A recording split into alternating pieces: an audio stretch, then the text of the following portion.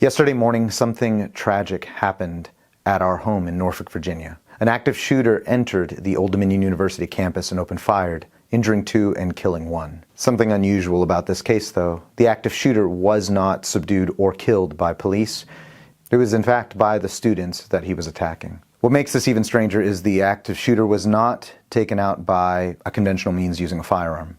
It's really surreal that something like this happened literally feet from our training center. This is a brand new knife fighting oriented channel. I wanted to make content on the use of a knife, and unfortunately this is just entirely relevant and also hits really close to home.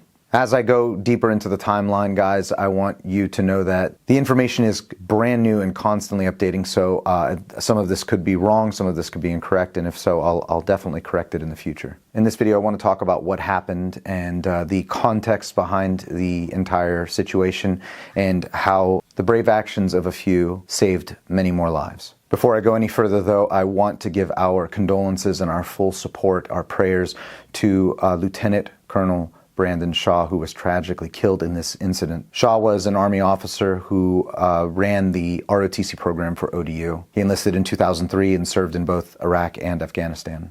He was teaching the class at the time when he was shot. To the family and friends of Lieutenant Colonel Brandon Shau, I just want to say that we are behind you 100% and we are extremely sorry for your loss. To the 2 others who were wounded in this incident, we wish you a speedy and full recovery. This whole incident hits really close to home because Old Dominion University is literally right behind our training center. I myself am an alumni of ODU, and many of our instructors and students either attended, graduated, or currently attend ODU. So when this happened, all of us were getting spammed with alerts from the campus. And of course, all of us were extremely alarmed because we live in the Old Dominion University area.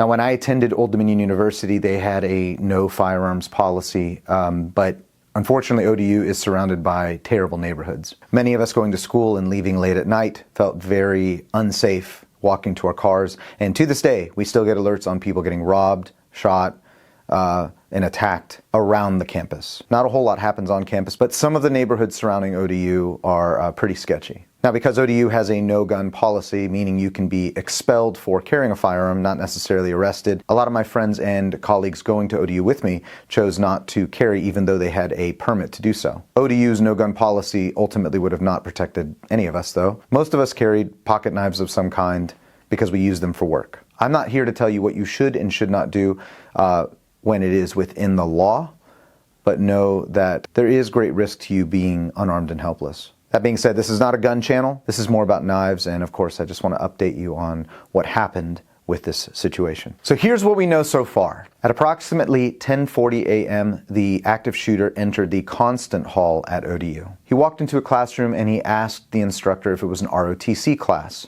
and the answer was given to him as yes. And that's when the instructor, Lieutenant Colonel Brandon Shau, was immediately shot multiple times. In the initial volley of shots, 2 other cadets were also injured. But shortly after that, another group of cadets rushed him and subdued him to the ground. And while I don't have confirmation of when it happened, this is when we can assume that he was stabbed by one of the cadets who had some sort of stabbing implement with him.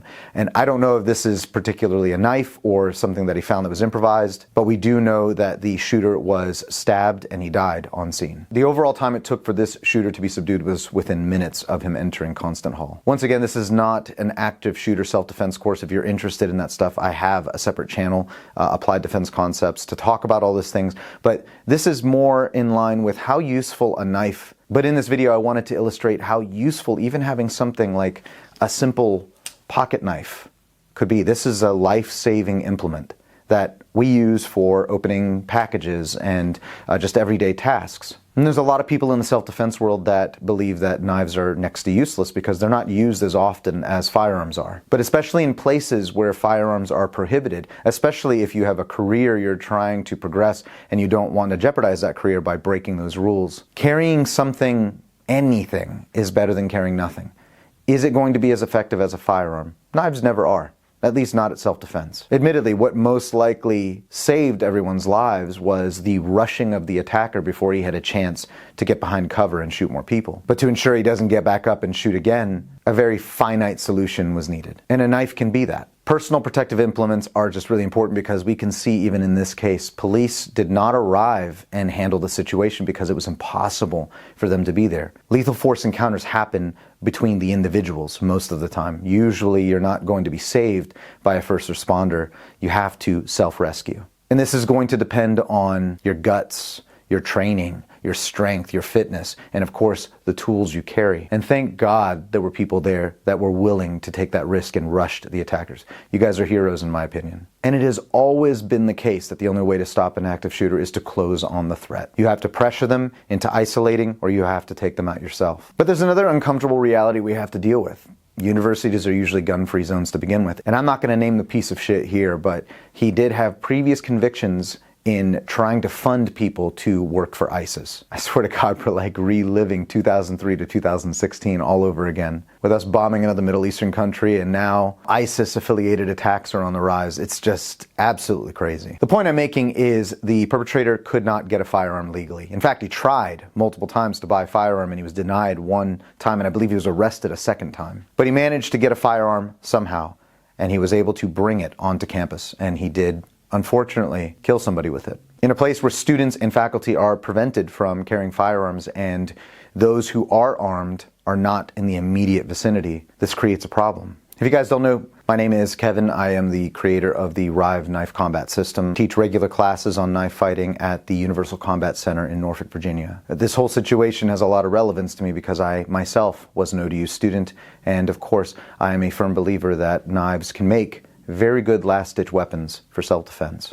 They don't weigh that much, they're very useful, we can use them in multiple ways, but in a pinch, a knife like this can be useful when you can't carry a firearm. I really do believe that carrying a knife should be a part of your EDC, your everyday carry. That it can save your life. They're great space makers, they can get someone off of you, and as we saw, it can end a threat who is armed even better than you are. This situation is very similar to any other kind of fight. Those who take the initiative usually win.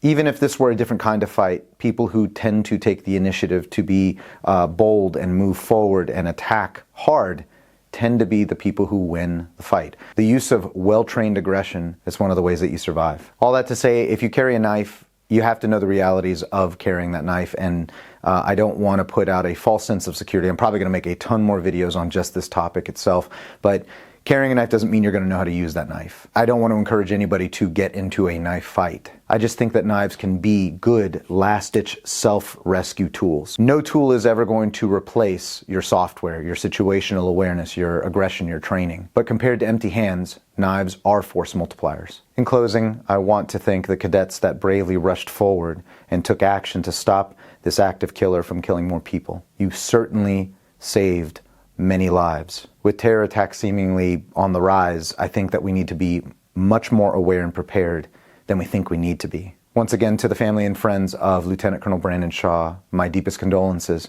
and you have our full support with anything you might need. For those just finding the channel, if you are interested in learning more about knife fighting, knife combat, and the tools associated with it, that's what this channel is for. I will be posting shorts and long form on our system as well as many others. We do have some awesome guest instructors coming in, and if you do find yourself in the Norfolk area and you want to learn how to use a knife defensively, come and see us. We would love to be a part of your training regimen. To all the ODU students out there, I know that you're most likely scared and extremely disturbed by what happened. I am as well as an alumni. Stay strong and be prepared. Stay safe out there. Our company is very loyal to Old Dominion University, and anything we can do to ease that burden for you, we're here for you. Hopefully my next video will be a little bit more upbeat. Until then, guys, stay safe and keep training.